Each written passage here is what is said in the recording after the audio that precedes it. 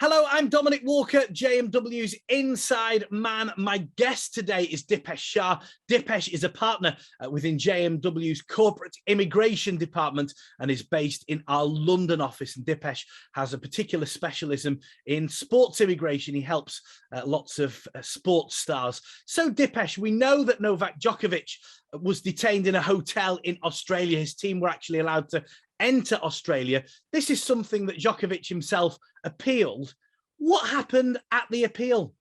Well, yeah, see, Novak's lawyers argued in the Federal Circuit Court of Australia that the visa cancellation at Melbourne Airport last Thursday was unreasonable, and that players should have been allowed time to speak to officials from Tennis Australia and also to his legal team before the visa was cancelled.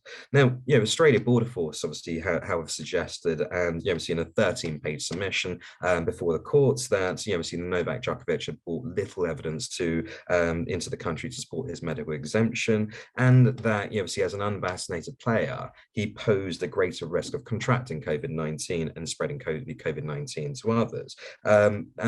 Importantly, there was no suggestion that that he had an acute major medical illness in December 2019, and therefore obviously could potentially have been vaccinated. Now, Judge Anthony Kelly obviously saw it completely differently, and felt that well, in his determination, he said, what else could he possibly have done in complying with visa requirements and in terms of obviously getting the medical exemption?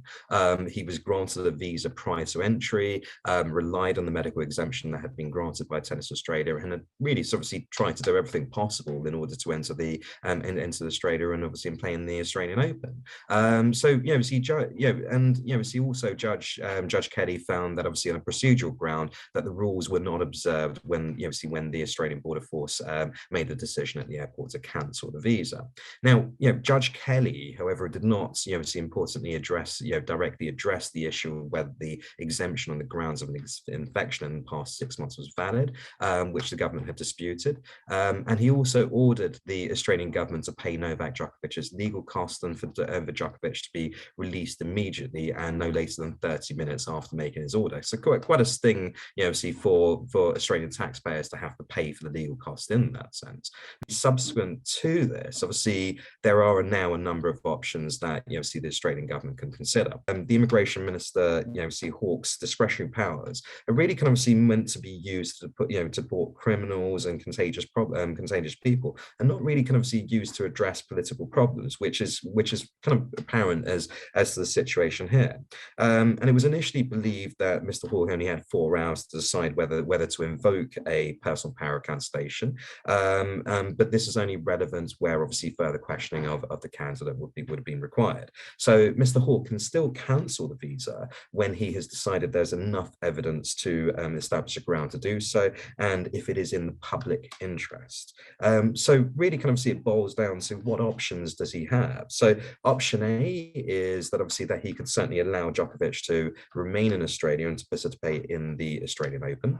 Option 2 could be that he could re-cancel the visa and ban the staff from coming to Australia for 3 years. And option 3 could be that he could still cancel the visa but not impose a 3-year ban. Now, it's likely that either the second or the third option is likely to lead to more legal action, where once again Novak could challenge the decision before the Federal Circuit Court. So I think it'd be interesting to see what happens in the next coming days. And you usually advise sports stars. Usually it's behind the scenes. These sorts of disputes aren't really as public, are they? But how do you help sports stars with visas?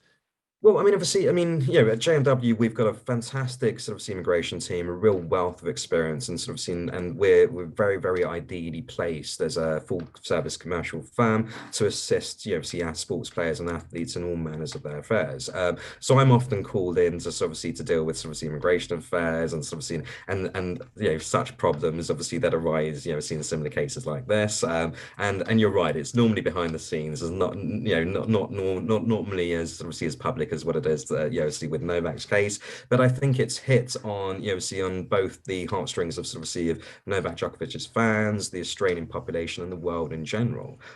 Because it's partly, yes, it's obviously it's about the visa status for Novak, but obviously it brings in a lot of wider issues that obviously that have really caught public attention.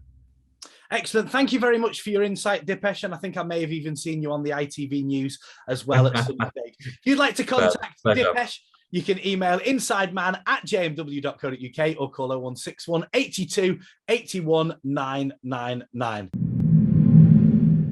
I'm Dominic Walker, JMW's Inside Man.